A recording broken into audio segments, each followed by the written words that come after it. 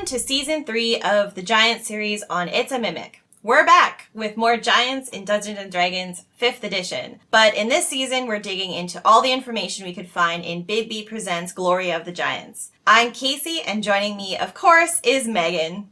So last episode, we talked about the gods and religion of the giants, along with a couple of other good, awesome role-playing tips and tricks you can use for adding giants into your campaigns. So today, we're going to talk about the other kinds of social structures that can make up the daily life for giants. We're also going to get into the details of some of the lairs and enclaves that you might find within the giants. And in true Giants season theme, I have another bottle of wine this time. How exciting. I hope it's better than the last one. Oh, it is. Well, let's hope. We are not drinking out of a bag this time because that's not on theme for this episode. Correct. We have a bottle, and we are talking about social structures today, which means families. And, you know, there is progeny that goes on with giants. True. And so there's children and youngsters, teenagers, and families, and then settlements and all the things. So today we are going to drink Little Giant Shiraz that is from Australia. Ooh, a Shiraz. A Shiraz. All right, well, pour us up. Love the screw cap. Yeah, it just makes sense. That's the pour sound. That's a good we know pour and sound. love. Not that whiz bag that we had last episode.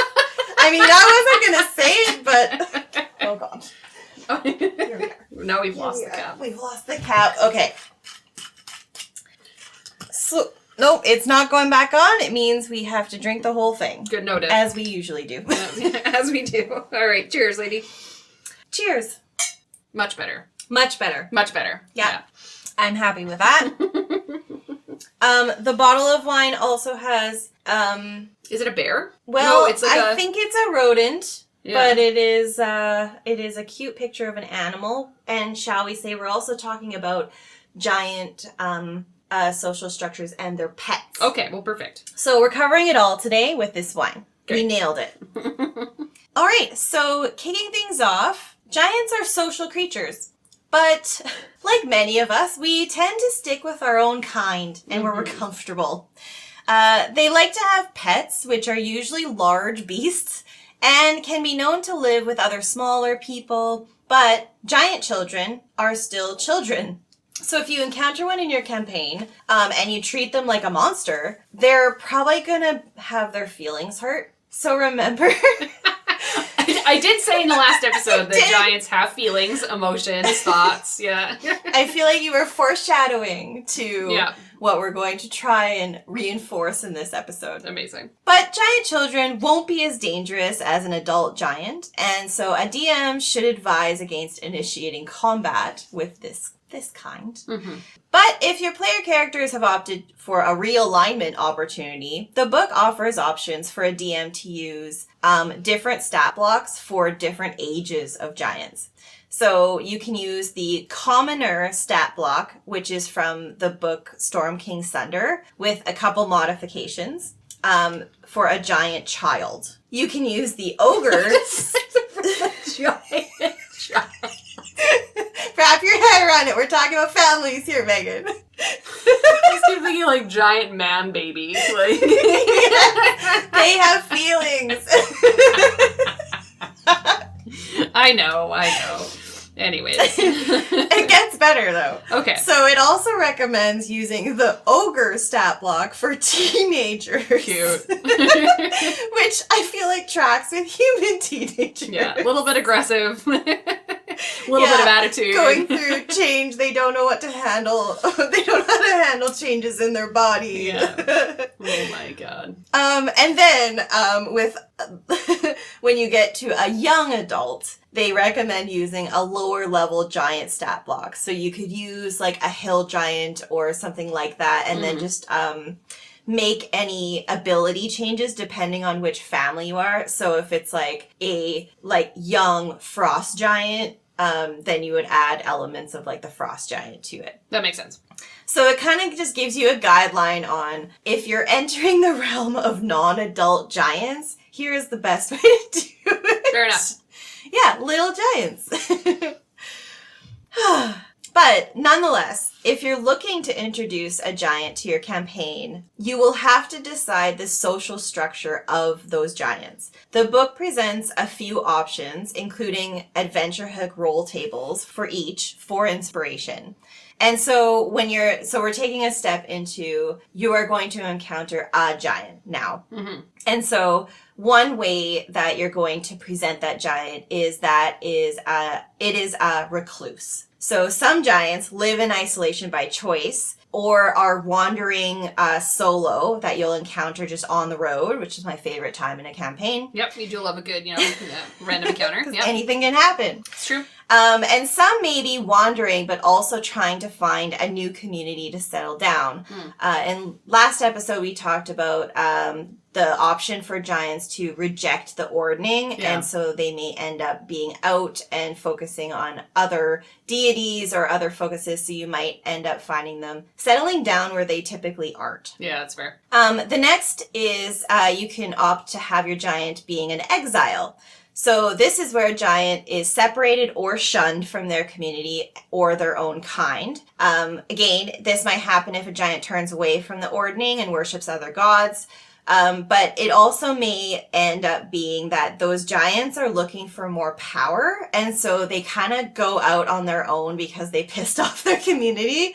And now they're looking to, like we were talking about in last episode, like rule over smaller folk. Yeah. And like just find us a position of power in a very small way. Yeah. So you might find them in communities with many other races and species, but they're a business owner, or they're like the crime lord of the underground. They really just wanted to own a noodle house, and so they just left and started making a noodle house. Yep, and so they've kind of abandoned their old home and in search of new. Fair enough. Next, you may encounter a band of giants. This would be of 2 to 4, brought together for a common purpose. So I liked that they gave an example in the book of a young group out on adventure to travel the world before having to settle down as an adult. It's like, okay, so is this the new college or new high school graduate that doesn't know what to do with their life and goes traveling for a year? This is Rumspringer for giants is what this is. It's like, I'm just gonna go travel and then I really need to find myself. Right? Like, I'm like, okay. Sure. So yes, you might find them in a band. It's just hilarious. And they might have their pets along with them. That's right. It's not a phase, Mom. Next, if you want to bring a larger storyline into play, you could also include a giant family in your campaign. So these are usually multi-generational with 4 to 6 adults and 1 to 2 younger giants. They will behave similar to many typical humanoid families where like somebody has to take out the garbage, somebody has to like go gather food, someone's a hunter, like someone lights the fire. Yeah. All those things. But usually for, I think, interest and flavor, one member usually has some unique ability like magic using. Okay. And so it specifically notes that, and I think it's okay. So you might encounter this family and then realize that like the mother has some sort of magic ability or something like that. Yeah. One step larger is a steading, and this is where 2 to 3 families congregate together. So we're talking 8 to 12 giants, and it can be due to proximity to resources or under the leadership of one, like, you know, again, that exile that's trying to do something big. Yeah. And so those 2 to 3 families might end up having one single leader that's a giant that's trying to move them in a good direction, or the direction that they want. So here you might see more of a settlement versus kind of a roaming family or a very, very small thing that you might just miss if you don't take that road. Yeah, there's an encampment of some kind here. Yeah, and you'll see like there might be some like assigned roles of protection from outsiders. They might be leery of people that come into their settlement, their steading. And there may be more animals, and there may even be more humanoid civilians living among them, like ettins and ogres, and that elemental aspect might find that they gravitate towards a steading, and they are obviously more welcome there. Yeah. Finally, most rare are giant settlements. where whole steadings unite together. So this is a city of giants. In these situations, the ordning does come into play within like one family level. So you're probably not going to see a settlement of all the different types of families of giants, but it could be a settlement of fire giants, for example, under the mountain. Yeah. And it grows from a steading and then becomes a settlement. Mm-hmm. And so within that, you'll usually then see rankings. So like the family with the highest ranking within there has the best housing or the best view. Yeah. And then as you go down the levels, yep. The lowest residing would be like on the outskirts and have like the smallest home. Mm-hmm. Animals and other giant kin and humanoids may also live in these settlements, but then they are even more further down to the lowest ranking. Mm-hmm. So they might be held like in an area on the very edge of the outside. And so the highest ranking never see that. Yeah, so you do have the option to build from a single giant in your campaign all the way up to a giant settlement, mm-hmm. depending on how deep you want to go. Nice. And then giants can also, on top of that, have organization. How strange for them. So giants may group themselves as part of the ordning, devotion to a deity, or a common purpose. Glory of the Giants outlines a few organizations that the giants would be affiliated with. Okay. There are 3. The first is the Hidden Rune. I feel like this is like the secret society type thing. Yeah, like, this is the Kingsmen. Yeah. Into the giant secret society. Yeah. Right? I'm just like, oh, okay. Yeah, I like it. I'm here for it. Giants of the Hidden Rune seek to learn all details of Anam and their origin story and try to keep it alive. We covered a lot of this in episode 1. But they are the ones that seek out giant ruins across the world to collect artifacts, scripts, tools, weapons, anything else from there that can tell their story. Mm-hmm. Regardless of where they are, giants of the Hidden Rune continue to share their origin story to keep it from being forgotten. So they want to just make sure that people know that they've been around for a long time. They are of the best. Yeah. You know, they did have the All-Father Anam. They just kind of glaze over that the sons were just a massive disappointment like, in their story. Stories, mm-hmm. titles, yeah. Exactly. Yeah. And their headquarters, where they bring all of the items found, is in a secret location in the elemental plane of Earth. They focus on preserving the past versus building on the future. Mm-hmm. They are very past looking and don't care about the way forward for giants. It's just remember where we came from. Mm-hmm. Remember all of that. Yeah.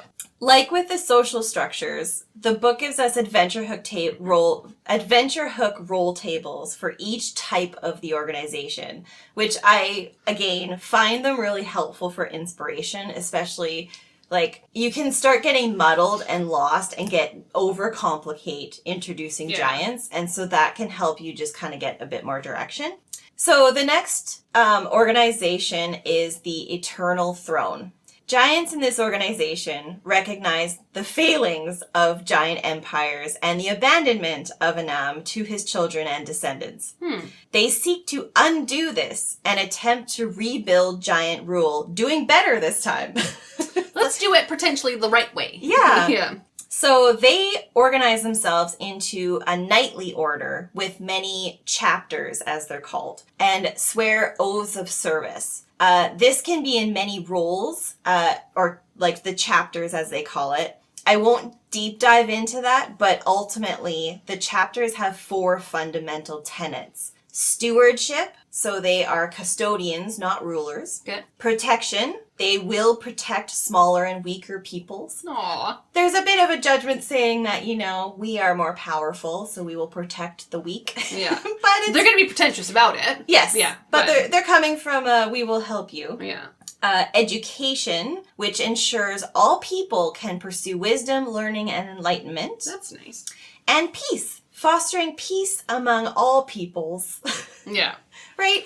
It's like the polar opposite of what Anam wanted his kids, or well, that's what he wanted his kids to do. Yeah. And then his son went out and blundered. Yeah. So fucked up. Yeah. So I can see what they're trying to do here. They're trying to, put 4 core values and culture that they want to instill in people.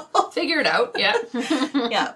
And I can respect it. Yeah. So if you want to deep dive into this and do some major rule following in your campaign, Yeah. the Eternal Throne. I think it's really, again, having that organization, because it would almost throw your players off, because we're so used to seeing giants as, again, recluses or exiles or extremely aggressive. And again, they'll turn their nose up at those who are not of the giants' ordering, so on and so forth. So interacting with them would feel very outside of their own societal norms. But then going into, this place, you would walk in and it would be like, oh, this is kind of like home, just bigger. Yeah. Right? So, and again, a little more pretentious, but I do like the idea that they would have an organized, society. It makes sense. They're smart. They're not stupid. Yeah. So, yeah. And imagine if you met one that was, on the road and looked very put together and did speak common to you because they recognize it's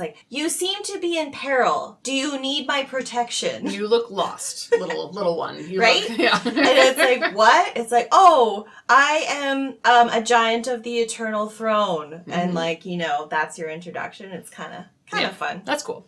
Well, and we need to cover all options of interest to humans playing this D&D game. So third and finally is the World Root Circle. You sound very reluctant about this one. Why are you so reluctant, Casey? It has its place. Sure. So I'm calling all giant druids here. We're entering druid territory. Fair enough. And I have never played a druid, so I can't harshly be I know, it's just but there's something about druids where I'm just oh, okay. Yeah. You're just hippies. Right? It's what plants are you going to make me eat today? Yeah, well, I am not a vegetarian. Leave me alone. Don't judge me. I'm just, I feel how I feel with the information I have today. And it is not encompassing. Fair enough. Anyway, giants of the World Root Circle worship the stories of nature and the great tree that grew on the first world at the dawn of time and connects all outer planes. So when the first world was destroyed, seedlings from that first tree were scattered into the void of the material plane. With Anam nurturing them, these seedlings sprouted and formed the worlds in the material plane. Trying to take it seriously, I feel but I'm what we know of Anam. This doesn't, it doesn't quite fit. Give this to one of the sisters even. Try to do this. I was just thinking that. Why a nom? Why wouldn't it be one of the sisters that would do... yeah, you're right. I would probably just do it that way. But anyways, we'll continue rules as written. Yeah. So giants of the World Root Circle consider themselves as Anam's gardeners from this story of history in this perspective, and are very land focused and maintain the forces of nature. They see major landmarks as connection to the outer planes in addition to those world trees and seedlings from them. So think if their great mountain ranges could also be that connection. Meteorites that created a giant crater or giant canyons. So any substantial land changes they consider could be that connection to the outer plane. Okay. Hippies. Yeah. And they tend to live in the wilderness. I didn't see that coming. Oppose cults of elemental evil, which is a spin, because normally giants are a little bit yeah, we get it. Yeah. Because I'm going to put this together. Elementals tend to destroy nature, like fire, frost. Storms don't necessarily bode well for maintaining a lovely wilderness. So I feel that's probably why. And they also oppose unnatural corruption, like undead and aberrations. Yeah. So if it's not natural, they're not about it. Yeah. So here is your avenue if you have a really druid or nature heavy character and you want to play that up in a giant campaign. So we got 3 options. It does cover all of the potential things that could be an organization that you pick, depending on where you're going. There we are. Nailed it. It's like, eye roll.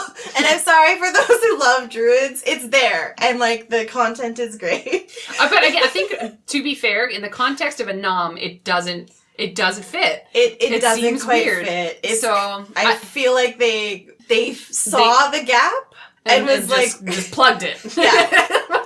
But to your point, we got a huge backstory for one of the 3 sisters, and the other 2 are just kind of floating in the ether. Yeah, like one did a good battle, and the other not even mentioned. Yeah, like why not use them to flourish this out and have it make more sense, because they are the good in my brain of this ordinating thing that they've created. Anyways, I digress. So with that, let's look into kind of unpacking this a bit in terms of the family and the ordning. Yeah. So when it comes to the basic 6 kinds of giants, which social structure feels the most natural for them? Okay, so reminder of them, there's recluse, exile, band, family, steading, and settlement. Those are the options. Yeah. So it basically goes from singular to, like, lots. Groups. Okay. Yeah. All right. So let's just roll through them, starting with hill. Okay. We're ramping up. All right. I mean, I feel like recluse or exile fits for these ones. But I would also almost want, like, at least a steading somewhere of them. Because that would be really entertaining. Yeah. Not a full settlement where they know what they're doing, but, like, just a steading of, like, they had children and now they don't know what to do with them. Yeah. Right? Yeah. And they're like, just go, stop destroying things in the house, go out and play. Yeah. But then that's how you get exiles and recluses from the hill giants. Like, Yeah. I feel like it's just a constant circle that goes, right? Yeah. Yeah. Yeah, I agree. I think these are the ones that, because they're pretty harsh and they're all about proving their brute force. Yeah. They're going to be, like, singular. Maybe there'll be 1 or 2 of them at a time that's opportunistic for them to be together, but otherwise they're either going to be the family trying to build something or singular. Yeah, exactly. All right, stone.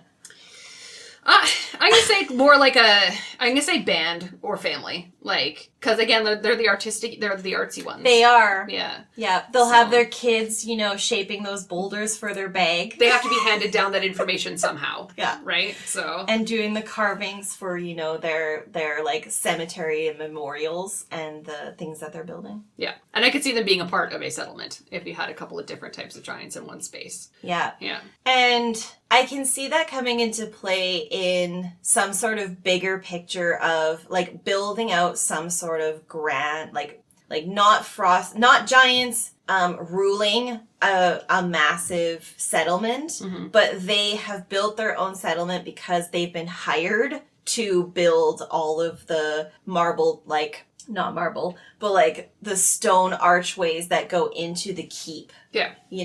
Like, some very, very rich and high influence entity has, like, hired them to do that. So then they create their own run because it's like, well, we'll be here for the next 15 years building this keep for this person. Yeah. So we're going to just build this out. We'll figure it out. It's fine. Yeah.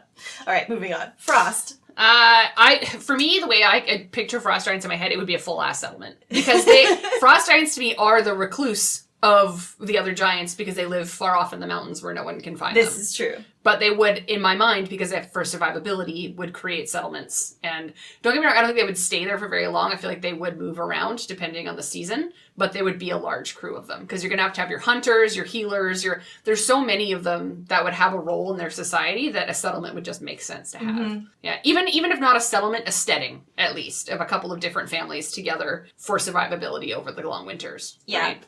And there would be, like, it would never be on a map, but all frost giants that live within this mountain range would know of where to go to, like, hide out in a winter storm. Yeah, exactly. And they would know to go there and they would be welcomed and they would play their part.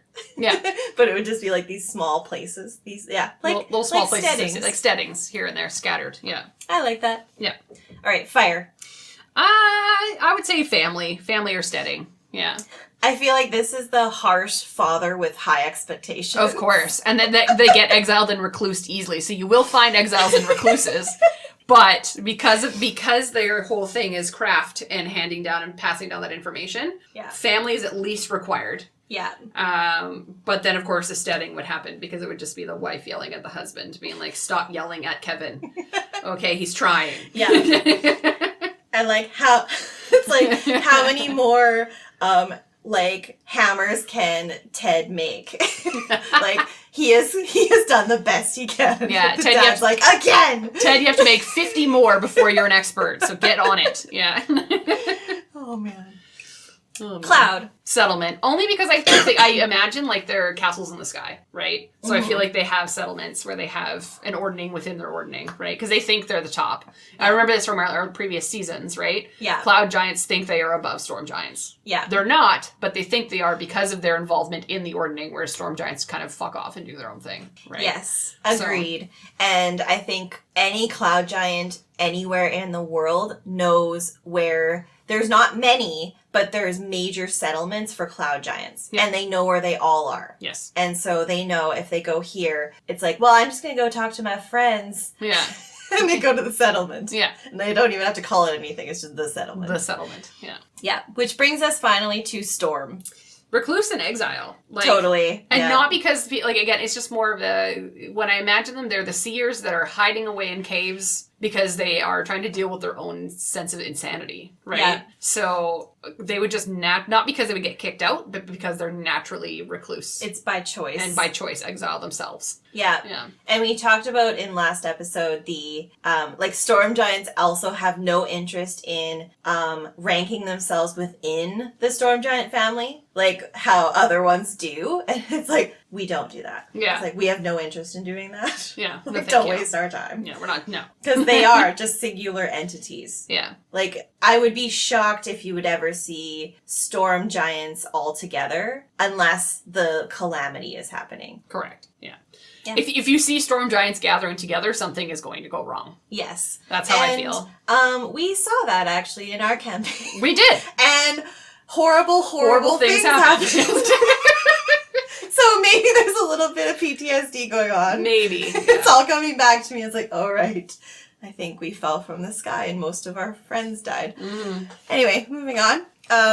Okay, so in the back half of this conversation, which one of the organizations is your favorite? So we have, just to quickly recap, we have the Hidden Rune. Yep. Which is all about the past. Secret Society, yeah. And then the Eternal Throne that is trying to fix the past and make it better for the future. Yeah. And then the World Root Circle. I feel like that's your least favorite one. Like, just the way you... I mean... And then the Druids.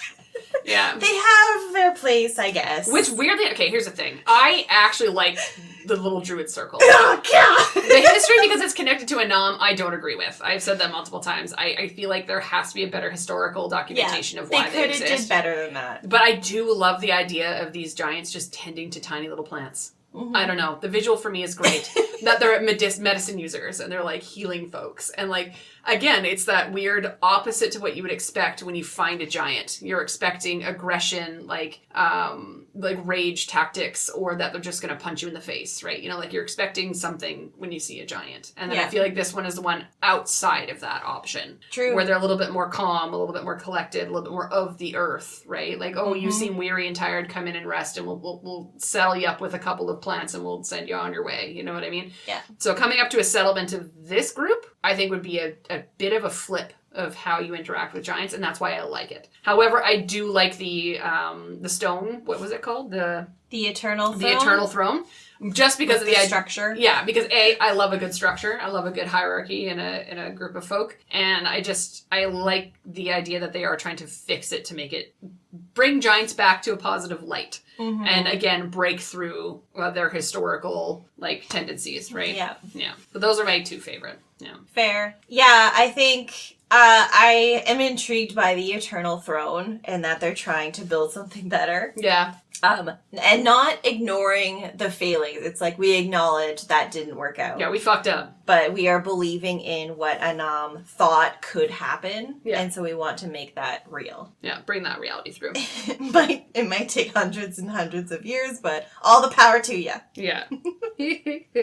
All right. Well, let's move on to another topic. Let's talk about giant enclaves. So these are basically the locations and living spaces created by giants for giants. So chapter 4 of the book lays this out, and there's about 18 different available enclaves that you can utilize within your campaigns. And basically it breaks them down, what their purpose is. It gives you a map of the area and how they function, as well as some inspiring pips to help you develop your campaign. This gets into, once you've picked the overarching themes, this is the detail that makes it like really interesting. Brings it together, yeah. Right? And so that you don't have to go in and develop, okay, well, what does a settlement look like? Okay, what would a turret for them look like? What would a tower look like for them? It kind of helps you break that kind of stuff down. Fair. Before I get into some of the details, though, we're going to pour some wine. We're going to top up our wines. It's that time. See, this wine is so much better. It is. You're I like not this like, one. I'm going to pretend to enjoy this top up. I'm actually happy this top-up happened, yes. So just another reminder for a good, quick role-playing tip when it comes to giants' dwellings is to, of course, remember the sheer size of these spaces. The ceilings will obviously be high, the doors will be tall and wide, furniture will be, will basically swallow a halfling, so keep that in mind. The chapter actually does give a solid breakdown of like how high doorknobs and things like that could be. Nice. Like it does break that down a little bit for you. Especially if you have those like stats heavy folks being like, okay, well, I'm 4 feet tall. Can I reach this 10-foot doorknob, right? Like you can get those as detailed or as not detailed as you want to. So I've picked 3 out of the 18 that I found extra interesting. So I'm going to go over a couple of those, and then I'm going to give you a little bit of a breeze of some of the other ones that are floating around there. Cool. Let's do it. So the first one is that I really liked was the Anam's Cradle. So this was created by a group of very ancient giants with rune power. So we haven't talked a lot about runes yet. We've talked, like, runes exist in a couple of things in the topics we've talked about. But the thing to remember about giants is runes is their magical language. Mm-hmm. So when you see runes with giants, they go together, magic things happen. So this specific place was created with rune power, and they wanted a space that was reminiscent of Anam and the Allfather's power. So this actually spans a very large portion of land that is deep underground. It basically created a giant cavern. It kind of spans a couple of different types of areas. There's villages, there's ruins, there's jungle, there's waterfalls, there's rivers. Like, it's a very vast space. So a lot of the other ones are like smaller, like this is a tower or this is a small little grouping. This is one of the larger spaces that exists. Yeah, which makes sense because it's Anam. Yeah. So, and like, because it is Anam, the Radiant Sun imbues Anam's Cradle with the following properties. So some things that the actual space can do. So it has an abundance of life. So basically what this means is creatures other than constructs or undead who finish a long rest within Anam's Cradle regain all expended hit dice and remove 2 levels of exhaustion. So it's kind of like you get here and you automatically, like, as soon as you have a long rest here, like, you are tip-top shape, right? And then the other one is that they have infused water. So the water taken from the waterfall that's here retains and the imbued positive energy for 24 hours. Then there's a couple of different things that you can do with it. So it is basically a power of a place that is of Anam's power and ability is all like focused in on this plane. I like this because there's been many times where if you're a low-level party and you get in way the hell over your head, and a few of your players get levels of exhaustion, like many levels, and, you know, it takes forever to get rid of that. Yeah. I would love to introduce this where your only hope of maintaining your trajectory in your campaign is to seek out Anam's Cradle to fix your friend. Yeah, because you have no way of getting rid of this exhaustion because you've been traveling so long, right? And you can spin that however you want so that the only way to relieve a certain level of exhaustion is to come there. And so then you're seeking out this place so that you can rejuvenate your party and move on. Yeah, exactly. So cool. It's really neat. My next favorite one is the Thundering Observatory. So this is another one of those smaller spaces. So this is basically what is referenced as a large turret that is suspended between two tall mountain tops. So think like a peak-to-peak gondola for anybody who lives in Vancouver where the mountains exist. But it is an observatory that just sits there. It is powered by the storms rumbling around it, and it has the ability to basically throw a death ray on its surroundings should players be able to learn how the whole thing works. So this is a very specific set piece, but I do like the general idea that giants would have these observatories throughout the lands and in different types too. Like this one kind of like the one in the book here, it kind of is owned by frost giants because it's within the peaks of the mountains. But I can see cloud giants doing these and easy. Stringing them between like their floating castles and so on and so forth. The fact that it like launches a death ray is hilarious. Yeah. And like the wires that suspend it are actually covered in electricity from gathering energy from the storms around it. Oh my god. So it's kind of an interesting thing. So and if you fuck up, 26 D10 force damage. Yeah. Yeah. Woo. Yeah. And then the lightning tethers, those ones I was talking about that hold the thing up. If you touch it, it's 10 D10 lightning damage. It's an average of 55 damage just for touching one of the... Yeah, you're fucked is what you are. Interesting. Yeah. I have never done yet, Adam, don't take notes. I have never done like a tower type encounter as like in a main campaign. Like a wizard. We've done wizards towers in before. like one shots. Yeah. But this could easily be like a tower scenario where if you manage to get to the tower, like there's layouts, you could add some extra like specifics in there based on backstories. Yeah. So as I said, this like the 2-pager that you get a little map of it. Again, it's a very small, it's only 3 levels to it. But like, let's say, and it gives about 5 or 6 different pips that you can use is like why this would happen. So one is called the final key, which is called a storm giant offers the characters a stunning reward if the characters can use the Starforge, which is the death ray thing, to build him a machine component. Once they do, an adult gold dragon warns them the giant intends to use the component to activate the Thundering Observatory as a doomsday weapon. Amazing. Yeah. Like bamboozled. Yeah, you've been bamboozled, my friend. But yeah, I thought that one was really cool. My last and my third favorite one is the Dreamer's Reach. So this is actually my favorite one out of the 3 of them, so I saved it for last. But basically what this is, it is a giant's land that is steeped in the dream realm. There are 5 monoliths that stretch out towards the sky and is believed to actually be the fingers of the hand of an ancient that is reaching towards the realm of dreams before falling into a forever slumber. So here, basically the veil between the world of the real world and the world of dreams is very thin. So some of the things that can happen here is basically you have Dreamer's Call, which if a creature casts the dream spell as it sleeps, it requires no additional casting time, action, or spell components. The caster must be the spell's messenger. When the spell ends, the recipient of the spell is immune to this property for 24 hours. And then you have Dream Intuition, which basically the creature casts either the commune or divination spell as it sleeps, requiring no additional time, so on and so forth. So you can kind of use a little bit of that mindfuckery magic in these ones. I just like the idea that these 5 monoliths are the fingers of another giant. Yeah. I just thought that was really, like, it has a hold and a cradle in the world. And, like, it would be interesting that someone would want to do an expedition to try and dig this thing out. Yeah. Right? And the map gives, like, the top-down look, but then also if you are walking up to where this is, it looks like, depending on what the rest of the earth looks like, it just looks like these jut outs, like nothing. But then you realize that it's fingers sticking out of the ground. Yeah, it'd be such a fun thing to describe. Yeah. And like one of the pips for a good storyline for this one, that I want to use, is called Plague of Nightmares. Yeah, I knew you'd want that one. And it's like, what it is like many people suffer repeating terrible dreams every night. A coven of night hags uses dozens of people at Dreamer's Reach as channels to send the nightmares. The hags use creatures from the Hill Giant encounter table as bodyguards. So basically just hags are here, using the power of the space. Yeah. Right? Yeah. Imagine you just happening to come up when they're doing that. Yeah. And so you're just like observing what's going on. Yeah, 100%. Yeah. But those are my 3 favorite. But again, there's 18 total. So there's a couple that, like, again, I'm going to give a good, like, 1 sentence or 2 per, just to kind of give you an idea of what you're working with here. Okay. So there's also the Ashen Grotto. So these are basically the burial grounds for giants. So quite simple. You're going to have a space that has like hidden tombs, coral pools, urns, caskets, frozen skeletons, the whole 9 yards, right? It is a burial ground for giants. Then there is the endless rock slide. So basically this is exactly as it sounds like. It is a space with a mountainous rock slide that is never ending because it is being fed by the plane of earth from a portal at the top. So it is basically a little space that they've dug out and they exist here and so on and so forth. But the whole thing is that it's a never-ending rock slide of rock and earth. The forest crystal. This is a forest that is pumped by the magic of a blue crystal. So everything here is larger and more full of life than the average forest. This is where your druids would live.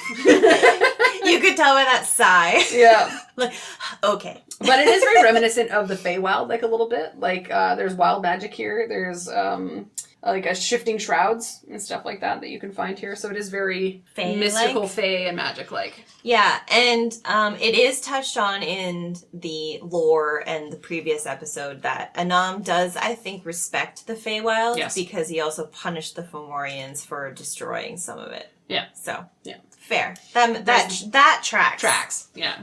There is then the Forsaken Deep. So this is an undersea trench that was once used by the Storm Giants as a place to contemplate their seeings. So it has a meditation chamber, a library of the ancients. So a solid place to find answers in your campaigns if you're wanting information. Because it's kind of like an information dump space. All of these are screaming like random encounter if you're in giant realm. Yeah, and a lot of them are connected to the different planes, like the elemental planes. So if you're specifically in an elemental plane, you will come across one of these. Yes, yeah. And so you can link it based on where your party is at the time. It's like, okay, what can I integrate here? There's going to be one with this many. Yeah. The next one is the Gale's Eye Tower, which was built by a wandering cloud giant to channel the winds from the plane of air. So it's basically, it just exists as like a floating tower. Okay. Yeah, it's neat. The next is Grolantor's Larder. So this is a place that is bountiful of game to hunt, exotic fruits to eat, and is a much calmer space elementally than we have talked about so far. We've talked about places of high winds, a lot of storms, so on and so forth, falling rocks from the plane of earth. This is where you're going to find your giant fruit.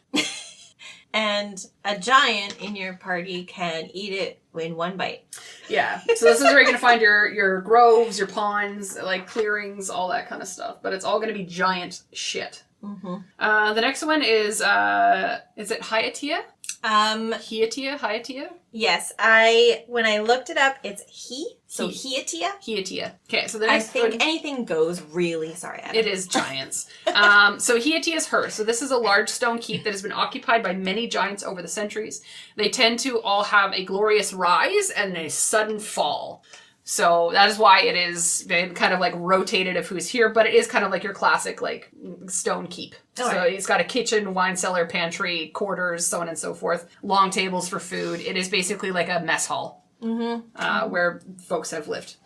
Which is interesting because hers, like, and again, you'll have to deep dive into her backstory to know the alignment. But from what we know from just that poem, is the only notable thing is that she defeated a multi-headed monster. Yeah. And now it's a hearth about food. Yep. So, yes. There's always more. There's so much content in this book to actually like connect everything. No, 100%. The next one is Horizon's Edge. So this is a demiplane that is a serene bubble of air that is dotted with floating platforms of stone with structures on them. So think like tiny floating city. Awful. Yeah. Opportunities to fall to your death. Yep, 100%. The next is the Howling Iceberg. So this is, as it sounds, it's a floating iceberg that sits between the plane of air and water, so kind of in that ice zone. It never melts and is very vast. So you will find a couple of stone keeps around, but it is basically just a giant floating iceberg. I like that. Yep, lots of tunnels. It's very windy here, is what it says. There's a lot of magical stuff to this place. Again, it's kind of like an elemental zone. So, yeah. The next one is the Corantor's Hold. So this is a smaller hold, according to the giants. To giants, things that are small, they make fun of. That is actually quite sinister. It is a portal to the Feywild within its walls. So those around it are plagued with weird dreams and general strange goings-ons. Yeah, and this is the twin that he created Fomorians that attacked the Feywild. Yep. So it is a direct connection to you fuck things up. Anam got mad. Yeah. And so here we are. Yeah, and that's how they got to the Feywild, is they have a portal within his keep. Misty Vale is as it sounds. It is a mountainous valley plagued with constant mist. It was said to be a fortress that cloud giants tried to make invisible or at least vanish and failed. So that is why it is just a misty space. Okay. Yep. Well, giants are full of disappointment. So. It actually says, like, the way it's wrote is like, cloud giant sorcerers from an ancient empire of giants combined their might to turn a mountain into a vanishing fortress, but they weren't fully successful. I can see, and now I'm just going, The mountain vanished, as did everyone and everything on it, and in its place is the Misty Vale. Yeah. And I was going, strike that from history. Yeah, and then the Hidden Runes people are like, no, never. We are maintaining this history. 100%. Oh, God. The Runic Circle. This space acts as a communication beacon and teleportation station for giants, or for those that know how to use it. Again, it is all rune-based, so if you can't read, write, giant, or understand runes, you have no idea what the fuck's going on here. It is also a place where they archive spells and other magic things. So they do like to collect and deposit, and Yeah. So that's probably the most interesting one that to me instantly is we need to go to this specific place because we need to decipher something. Correct. This is the place where you're going to go. You're going to find acolytes of Anam. You're going to find other things there, right? And you may have to do some wild shit to get them to help you, but you never know. Yeah. Yeah, and this one you'll find rune carvings, shelters, standing stones, a magical archive, a starport, and all that kind of stuff. So it's a place of magic. Next we have the Singing Sands. This is a desert enclave with winds and sands. Think the Mummy, as it can disappear and reappear with the winds. Nice. Yeah. I love a good reference to a loved series. Movie series. The cool thing about it, though, is it says right here, so the Singing Sands were once a single object, a massive crystal created by a lost empire of giants, similar to the forest crystal from the forest one that we talked about. The crystal's function for this one, though, is lost to time, but it is part of the network of such devices and was protected by this small fortress. Yeah, and then the sand takes on the fortress's shape at night, crystallizing into memory as if it's a former home. So it shifts and changes with the sands. That's cool. Yeah, it's kind of cool. Next is the Star Forge. So this Star Forge is it basically blazes on a small obsidian island in a lake formed in a crater where a star fell to the earth. So it's like basically a giant crater that has like a moat of water and a small plot of land in the middle with a fortress on it. Yeah. Oh, that is screaming the world's root circle. Correct, yeah. 100%.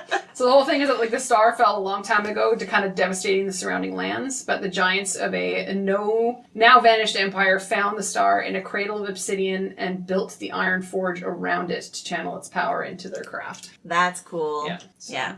This one, like some of the pips, though, you'll find like iron golems, fire giants, and so it's screams fire it's giants. It's more forge than anything now at this point. And then the last one is the World Root Sapling.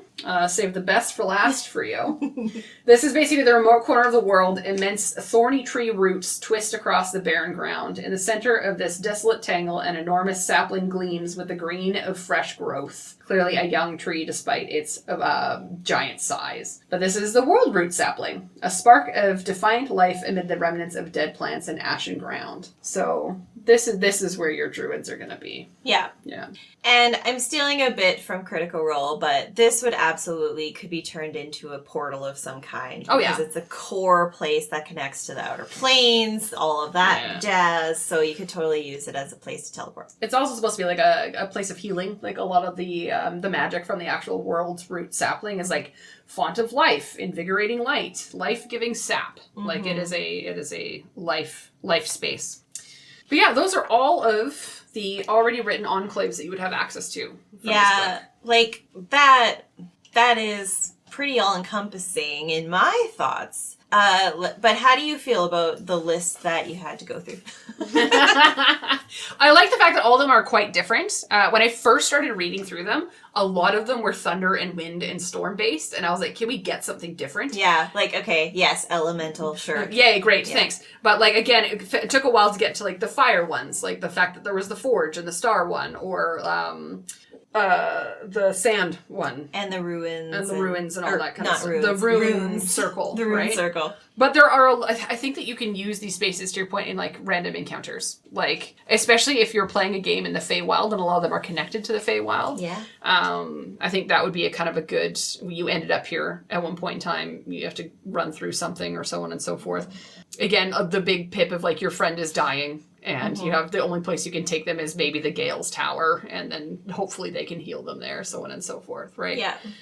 Or you need to transport yourself somewhere, and the only way to do that is to get to the rune circle, because that's the only place that you know has transportation magic. Yeah. Right? So there's a lot of things that you can use in these to kind of add a little bit more life to a current campaign that you have, and if you just want a space to play in that you don't have to write yourself. Yeah. Right? So. And sometimes you know you need to drop something into your adventure, but you're just not sure. And these do give opportunities to add a place that is not on the map you gave your players, but it just comes across along the trail. Yeah. And I like how, like, even though the only one that is listed as it kind of hides itself, which is the sand one, which turns and shifts based on the sands and the winds, you can do that with all of them, in my mind. Like, a lot of them are very elementally based and magical based, so there's no reason why they would be invisible to the naked eye for one reason or another. Right. So, yeah. All right. Do you think there's anything missing in this long list? I would say, like, it's very wind, storm, heavy. You can make any of the fortresses, I guess, frost or fire, but the only fire one was really the potential of the forge. But nothing was really internally mountainous. And we even had some cloud giant ones in there. So I feel like what we're missing most is, like, the specifics to fire and frost. So I would have to reread them in more great detail, but, like, I feel like that's what we're missing. Yeah, it is a pretty long list. And it's interesting how some have, like, gods or goddesses names. Yeah. But I don't know, like, I am sure whoever wrote this made sure there was elements of all of the children. Somewhere. Yeah. But because, our theme is loving Diane Castra. Yeah. Yeah. Because of this book. They started off the book with her poem and her saga, so I feel like there should be, there should be one called Diane Castra's whatever. Yeah. And it's around not physical like impact, like elemental sand or, runes. It's around trickery. It is because she defeated sphinxes and she went through mazes and she penetrated to get stolen, like to steal items from something that shouldn't have been able to be stolen. Hers would be like a huge treasury. Yeah. Yes, and it's a maze. Yeah. And it's like got all these elements of trickery. I would love that. That would be really cool. I would almost call it her labyrinth. And it would be like a giant's version of a labyrinth. Labyrinth is a great option for her. Yeah. So maybe there could have been something like that, and I know that would probably be a few pages to like hash out. But yeah, that would be neat though. Yeah. Yeah. So I like that idea. All right. So that's all for this episode of season 3 of our Giant series. We'll be back in a couple weeks with more updates from Big B Presents Glory of the Giants. Thanks for listening to this episode of the It's a Mimic podcast. If you'd like to support us, we have a donate button on our website, itsamimic.com, and a Patreon. If you'd like to discuss what you've heard here today, you can find us on Facebook, Instagram, and r/itsamimic. And patrons can chat us up on our patron-only Discord channel. For other episodes on other kinds of monsters, you can find us on Apple Podcasts, Spotify, and YouTube, or wherever you listen to your podcasts. Thanks again for listening to It's a Mimic, where you never know what you're going to get.